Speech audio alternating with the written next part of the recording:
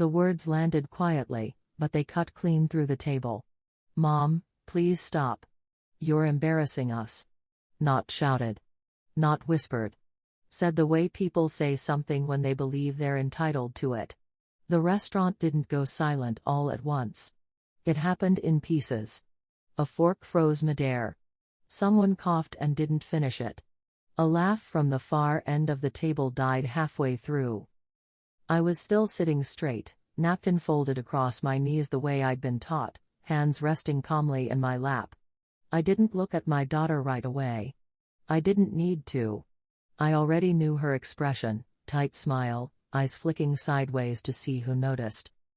Her name is Clara. She's 42 now. She used to hide behind my legs when she was afraid of thunder.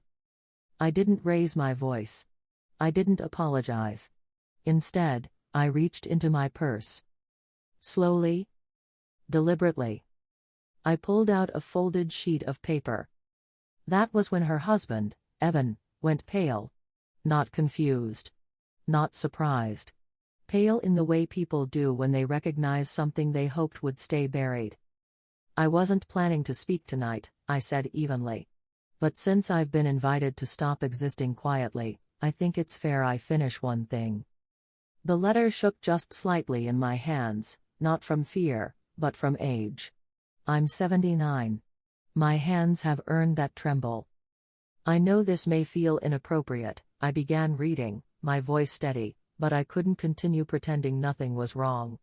"Not after everything you've done for me. Not after everything you gave without asking to be repaid." Someone inhaled sharply. Clara didn't move. Evan stared at the tablecloth like it might swallow him whole. "I owe you more than silence," the letter continued. "More than polite smiles at holidays while your presence is slowly erased. You never asked for gratitude. You only asked that I take care of her." I lowered the paper. "That's enough," I said. "The rest is for me." I folded the letter once. Then again. I placed it gently on the table, smoothing the edge as if it were fragile. "I didn't come here to humiliate anyone," I said. "I came because I believed family meant something." I stood. Clearly, I was wrong. No one stopped me. Not Clara. Not Evan. Not a single person who had enjoyed the meals I paid for over the years without ever asking how I was doing. Outside, the air was cold and honest.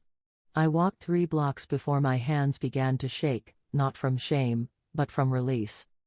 And that's when I realized something had finally shifted. Something that would not be undone. I thought that moment was the end of my role in their lives. I didn't yet understand, it was only the beginning.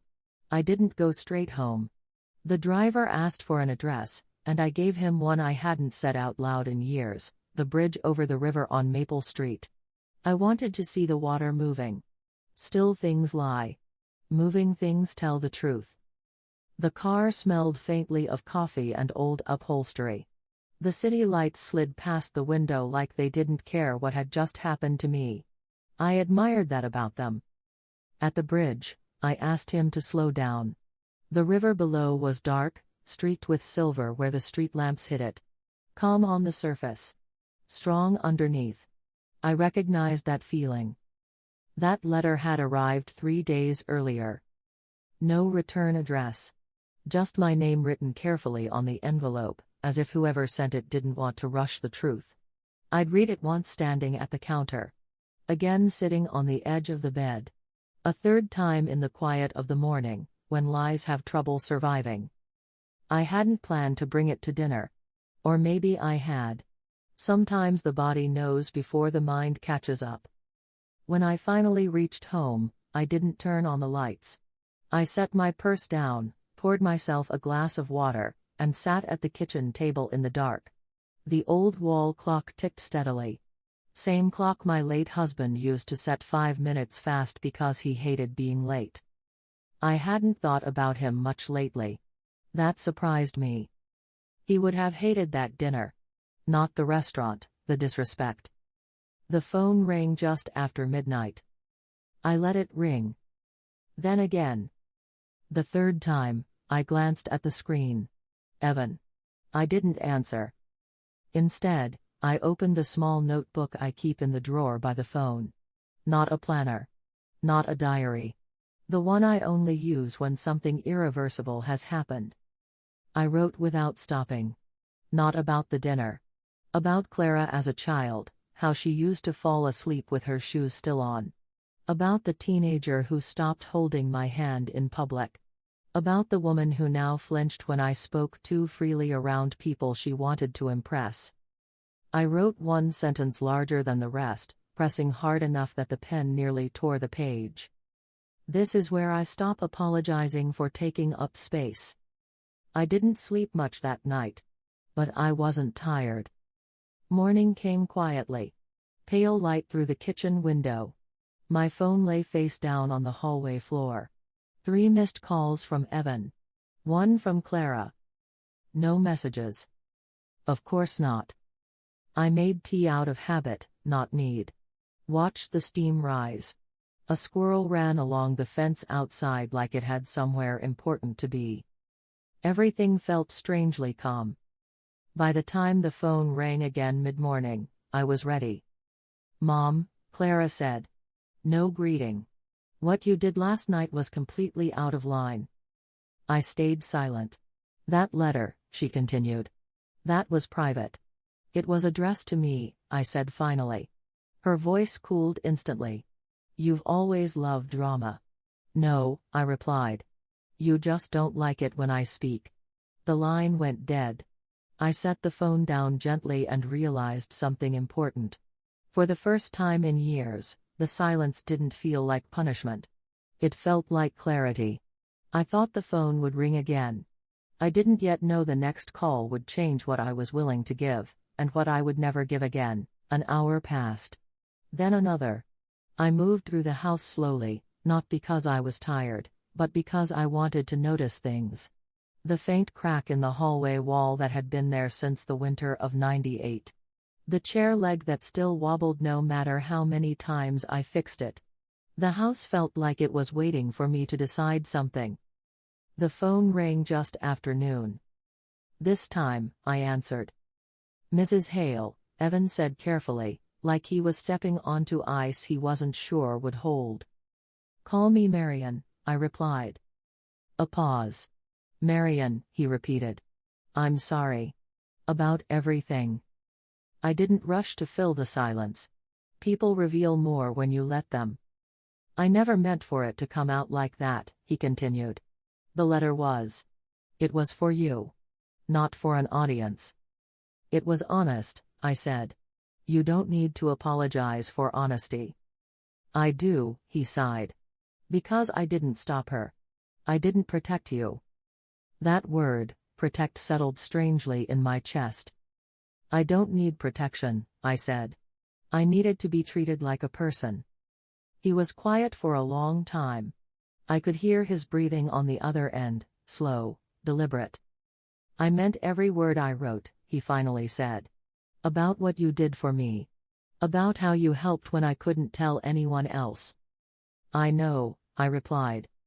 He hesitated again. "I was hoping. Maybe we could talk sometime. Just us? When things calm down." We both understood what "when things calm down" usually meant. "I don't think that's necessary," I said gently. Another pause. "If there's anything I can do," he offered. "There is," I said. "Take care of her." He cleared his throat. "I will." The call ended without promises, without repair. Just the stillness that follows a crack you can't glue back together. After lunch, I opened the drawer where I keep old papers. Bank statements. Receipts. Transfer confirmations. I laid them out across the table like evidence. Not to shame anyone. To see clearly. Down payment on their house. Tuition checks. Emergency car repairs. Vet bills. Groceries just this once. Birthday envelopes with handwritten notes that said "proud of you. Love, Mom." I hadn't given out of obligation. I'd given because I believed that's what love looked like. But love should not require silence.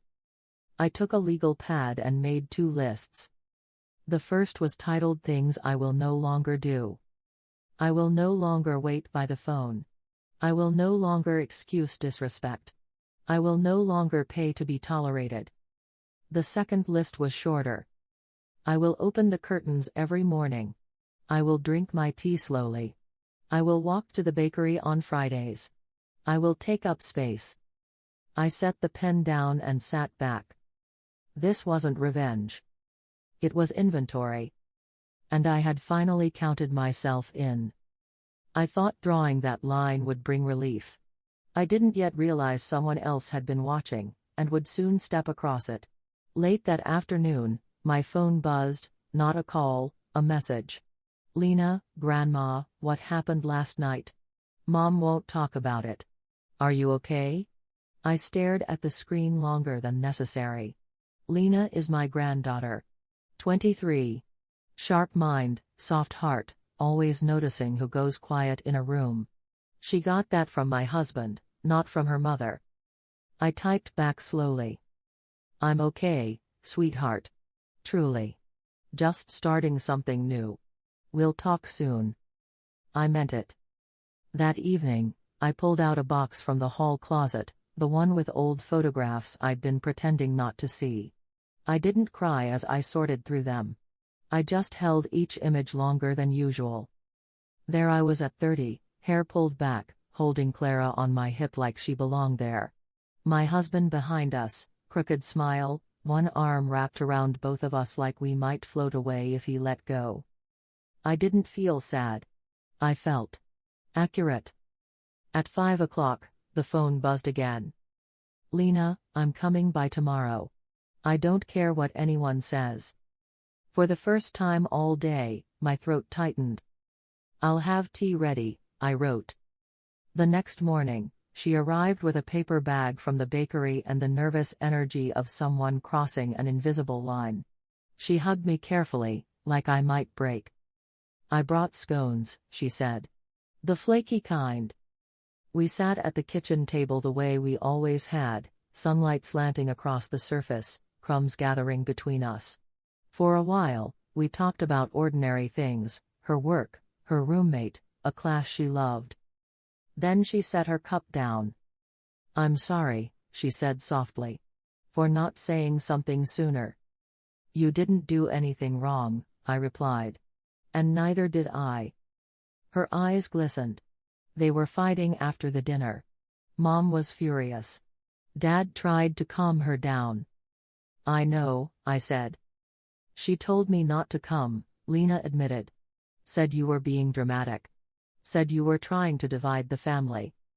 I felt the familiar chill of confirmation, not shock, just truth landing where it always had. And what do you think? I asked. She didn't hesitate. I think you finally stopped pretending everything was fine. And that scared them. She reached into her bag and pulled out an envelope. I wrote this before I came. In case I couldn't say it. I opened it later, after she left. Her handwriting slanted, rushed, honest. Grandma, you taught me how to speak.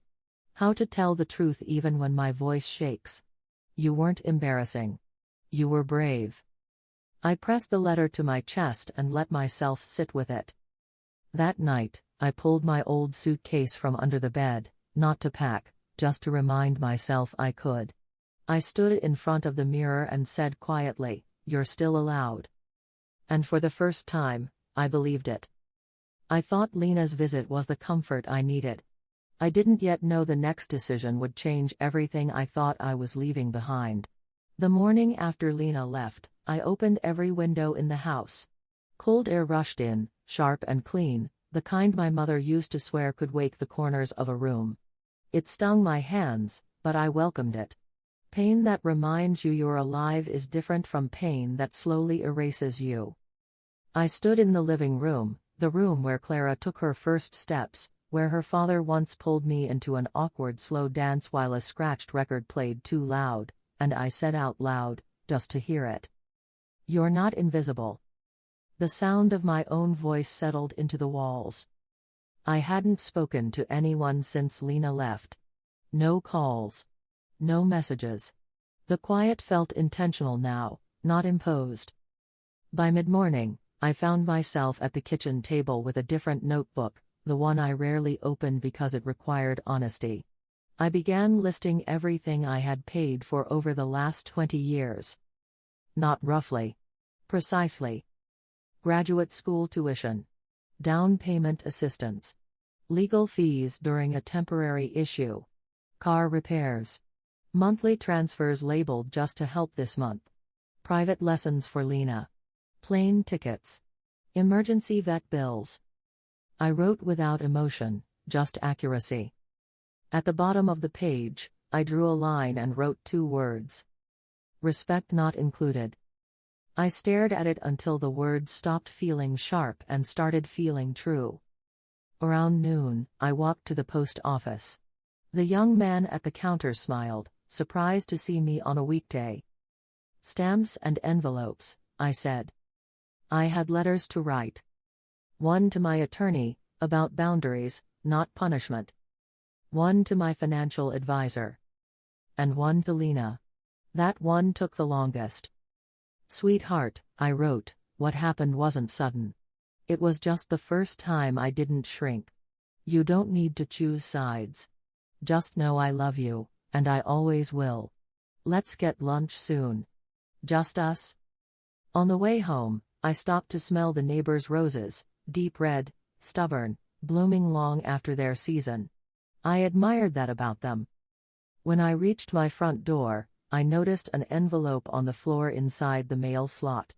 No return address. My name written in sharp, careful letters. Inside was a note from Evan. Just a few lines. I understand if you don't want to hear from me again. But for what it's worth, I think you did the right thing. I'm sorry I stayed quiet for so long. No signature. I folded it and placed it next to the original letter. 2 pieces of truth. Different timing. That evening, I pulled out the good plates, the ones Clara said looked too old. I cooked a full meal for myself. Roasted chicken. Carrots with honey. A slice of pie I'd frozen months earlier. I ate slowly. Alone. Unapologetic. That night, I lit a candle and placed it in the window. Not to wait for anyone. Just to remind myself the light was still mine. I thought the hardest part was over. I didn't yet realize the next step would force me to decide who my future was actually for. On Thursday morning, I put on my gray wool coat, the heavy one with the deep pockets. My husband used to call it my serious coat. Said it meant I was about to handle something that couldn't be undone. I buttoned it slowly, standing in the hallway mirror, studying the woman looking back at me. Older, yes. Softer around the jaw. But present. Clara's lawyer, Diane Mercer, had her office above a bakery near the town square. No elevator. I took the stairs 1 step at a time, hand on the railing, breathing steady. I'd climbed harder things. Diane greeted me with a nod, not a smile. She'd learned years ago that I didn't need comfort, I needed clarity. What would you like to change? She asked, sliding a folder toward me. I opened it. My will. Written back when Clara still called on Sundays. Back when she asked about my garden. Back when I believed love didn't need boundaries. I want to revise it, I said. All of it. Diane didn't ask why. We went through each page slowly. The house. The savings. The cabin upstate, the one my husband and I escaped to once a year when life felt too loud. Everything was listed under Clara's name. I stared at the paper longer than necessary. Who would you like to include? Diane asked. I thought of Lena. Of her letter. Of her asking if I was okay when no one else had. I want to create a trust, I said finally. One that reflects relationships as they exist now, not as they used to. Diane nodded. We can do that. Next came the bank. I sat across from a man with a polished voice and practiced patience. I want to suspend all recurring transfers to my daughter and her household, I said. Effective immediately. A pause. May I ask the reason? You may, I replied, but you don't need one. He processed the request without argument. When I stepped back onto the street, the air felt different. Not lighter. Truer. That evening, I lit another candle, this one for myself. Not in the window. On the table. Centered. I watched the flame steady itself and thought about all the years I'd arranged my life around other people's comfort. Softened my words. Lowered my presence. Paid to be included. No more. Later that night, my phone buzzed. A message from Clara. We need to talk. I didn't respond. Not because I was afraid. Because for the first time, I was choosing silence on my own terms.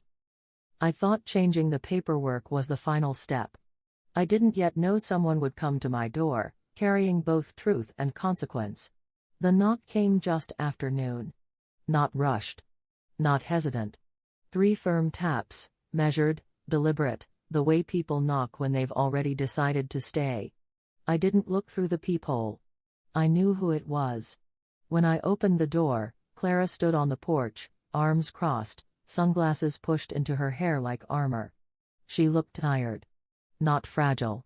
Just worn down in the way people get when the story they tell themselves starts to crack. We need to talk, she said. You already said that, I replied calmly. Come in. She stepped inside, eyes scanning the room as if she were checking for changes. There were none. Same furniture. Same quiet. We sat across from each other at the kitchen table. No tea this time. I don't understand why you're doing this, she began. You humiliated us. In public. You asked me to stop embarrassing you, I said. I did. Her jaw tightened. You didn't have to read that letter. I didn't have to stay silent either. She leaned forward. That money you gave Evan, why would you even bring that up? I didn't, I said. He did. She froze. So it's his fault now? She snapped. No, I replied. It's no one's fault. It's just the truth. She laughed sharply. You always do this. You turn things into performances. I looked at her, really looked, and saw the child who once begged me not to leave the light off at night. The teenager who stopped introducing me at school events. The adult who wanted my support, but not my presence. This isn't a performance, I said. It's a boundary. Her voice softened, just slightly. So what now? You're cutting us off? Is that what this is? I'm stepping back, I said. There's a difference. She stood abruptly. You're being cruel. No, I replied evenly. I'm being clear. Her hands shook, not much, but enough that she noticed. You don't get to rewrite history, she said. I'm not, I said. I'm just no longer letting it be erased. Silence stretched between us. Finally, she said, you're choosing Lena over me. I shook my head. I'm choosing myself. That landed harder than anything else I'd said. She picked up her coat. Don't expect things to go back to normal. I don't, I replied. At the door, she hesitated. For a moment, I thought she might say something real. Something unguarded. She didn't. When the door closed, I didn't rush to fill the quiet. I let it settle. Later that evening, I wrote one line in my notebook. Love without respect is just control in softer clothing. I closed the book. And for the first time, I didn't feel like I was losing anything. I thought that conversation would be the breaking point. I didn't yet know the real shift would come from someone much closer to the truth. 2 days passed without a sound. No calls. No messages. No updates delivered through polite silence or accidental texts. I noticed the quiet, but it didn't unsettle me the way it used to. It felt earned. On the 3rd morning, Lena came again. This time, she didn't knock. She used the old spare key, the one I'd never taken back, even after Clara suggested I should set better boundaries. The irony wasn't lost on me. "I hope that's okay," Lena said as she stepped inside. Her voice was careful, but her eyes were steady. "It is," I replied. "I gave you that key for a reason." We sat in the living room instead of the kitchen. Sunlight spilled across the carpet, catching dust in the air. She folded her hands together, then unfolded them again. "I talked to Mom," she said. I waited. "She told me you were cutting everyone off. That you were trying to punish her." "And what did you hear?" I asked. Lena swallowed. "I heard fear." That surprised me, not because it was wrong, but because it was so clearly said. "She's terrified," Lena continued. "Not of losing money. Of losing the version of herself where she never had to look back." I nodded slowly. "She asked me to stop coming here," Lena added.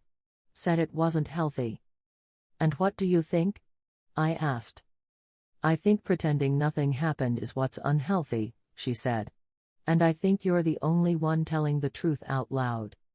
She reached into her bag and pulled out a folded piece of paper, not a letter this time, just notes. "I wrote down things I remember," she said quietly. "Things Mom says never happened." She handed it to me. It was a list. Short. Precise. "You paid my tuition deposit. You stayed with me when I had pneumonia. You called every Sunday. You were always there." Lena looked up at me.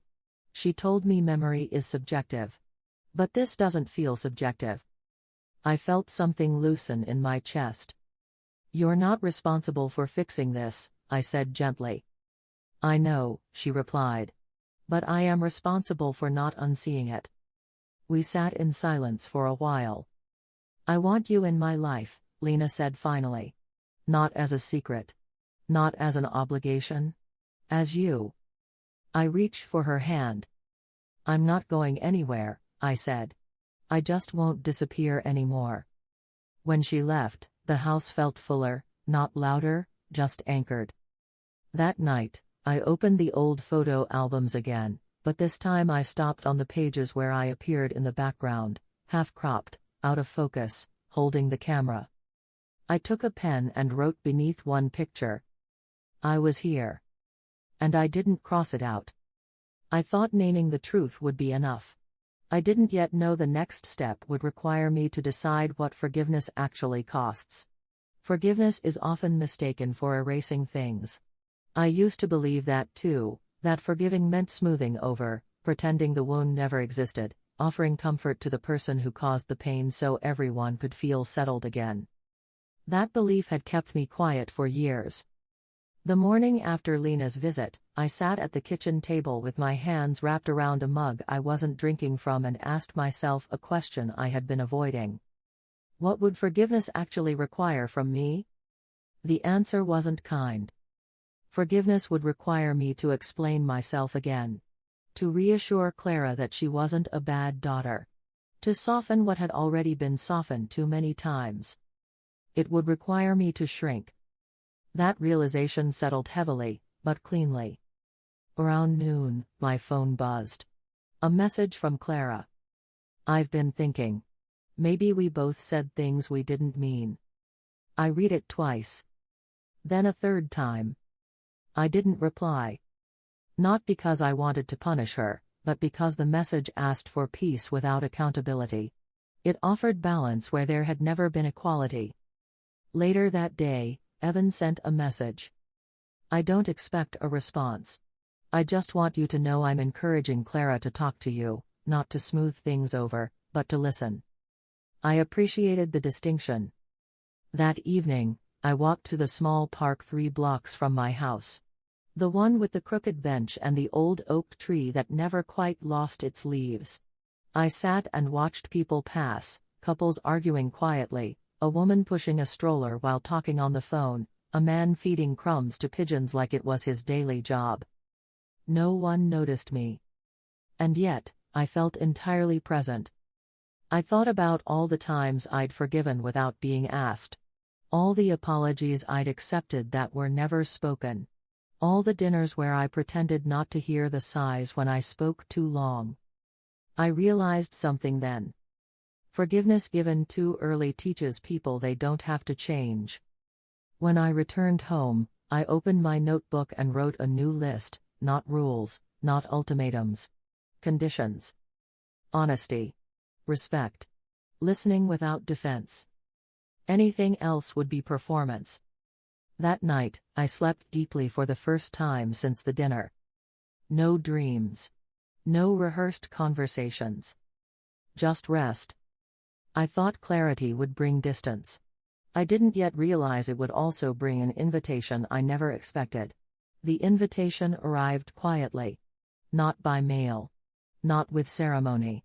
Just a message on my phone late in the afternoon. Lena, Grandma, would you come to my art show next Friday? I want you there. Front row, not in the back. I smiled before I realized I was doing it. I'd be honored, I replied. That evening, I took out the coat I hadn't worn in years, the blue one with the silk lining my husband picked because he said it made me look like myself. I brushed it, laid it across the chair, and felt something unfamiliar settle in my chest.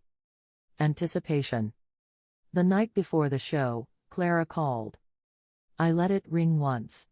Then twice. On the third ring, I answered. I'm not calling to fight, she said quickly. I just heard you were going to Lena's show. Yes, I replied. She didn't tell me you were invited, Clara said. She didn't need permission, I said gently. A pause. I don't know where this leaves us, she admitted. I do, I said. It leaves us honest. Silence again, but this time, it wasn't sharp. At the gallery, Lena spotted me immediately. She waved, eyes bright, and guided me to a seat near the front. Her work lined the walls, bold colors, unfinished edges, pieces that refused to explain themselves. I recognized that courage.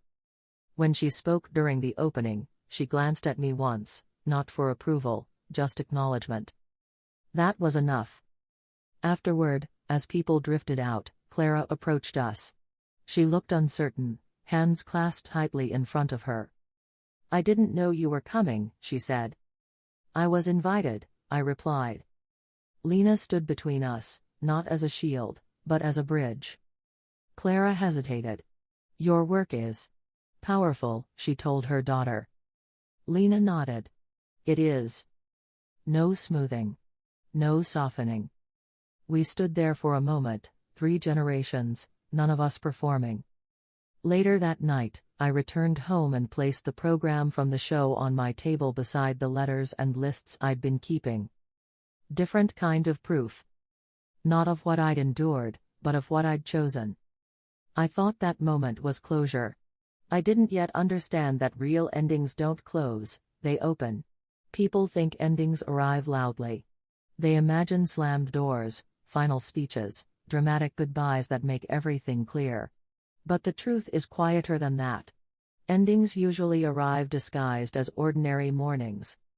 The morning after Lena's art show, I woke before the alarm. Sunlight crept across the bedroom floor, stopping just short of the dresser. I lay still for a moment, listening to the house breathe, the familiar creak in the ceiling, the hum of pipes warming. Nothing felt unfinished. I made tea and drank it by the window, watching the street wake up. A woman walked her dog. A delivery truck idled too long. Life continued, indifferent and generous all at once. My phone stayed silent. And for once, that didn't feel like absence. Later that day, I opened the drawer where I'd been keeping everything, the letters, the lists, the receipts, the rewritten plans. I didn't throw anything away. I didn't need to. These weren't weapons or wounds anymore. They were records. Proof that I had lived fully, loved deeply, and finally chosen myself without apology. Clara didn't call. Not that day. Not the next. But Lena did. She told me about a new project she was starting.